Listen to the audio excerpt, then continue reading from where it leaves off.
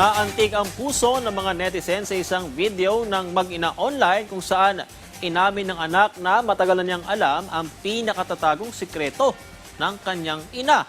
Kung ano yan, alamin natin sa ulat ni Jayco Cruz.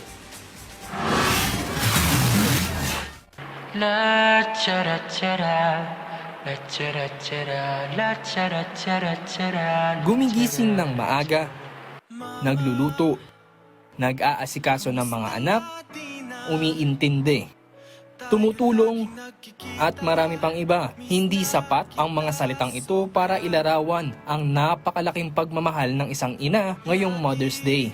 Mula ng bata pa, siya ang nagtiis, nagpuyat, at nag-aruga sa kanyang mga anak.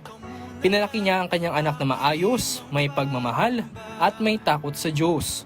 Tulad ng sitwasyong ito ni Nina Rayos at kanyang ina. Ngayong nasa katandaang gulang na, hindi niya ito pinabayaan kahit na may sakit. Hindi rin naging hadlang dito ang revelasyong kanyang nalaman na isa pala siyang ampon habang kaharap ang kanyang ina na ngayon ay may Alzheimer's disease.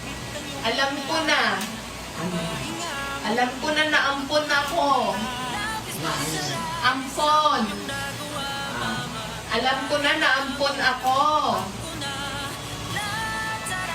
Aww. Okay na. Oo naman. Love kita. O bakit maganda? Oo, love kita. I love you. Salamat kasi inalagaan mo ko. Ang reaksyon ni Nina, walang epekto, walang nagbago. Hindi nagbago ang kanyang pagkilala sa tumayong ina simula nang siya'y maliit pa lamang. Anumang sitwasyon ang nangyayari, ang itinanim na pagmamahal ng isang ina ay kanyang inani mula sa kanyang inalagaan. I love you. Ba't ka umiiyak? Ba't ka umiiyak? Bakit? Mahal na mahal pa rin kita. Okay? Aalagaan kita. Ako namang mag-aalaga sa'yo. Kasi minahal mo ko.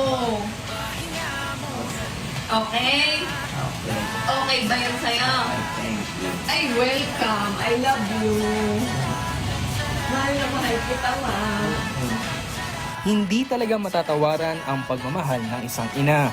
Dumating man sa puntong umalis ka sa kanyang piling, handang-handa ka pa rin niyang tanggapin. Jayco Cruz para sa Pambansang TV sa Bagong Pilipinas.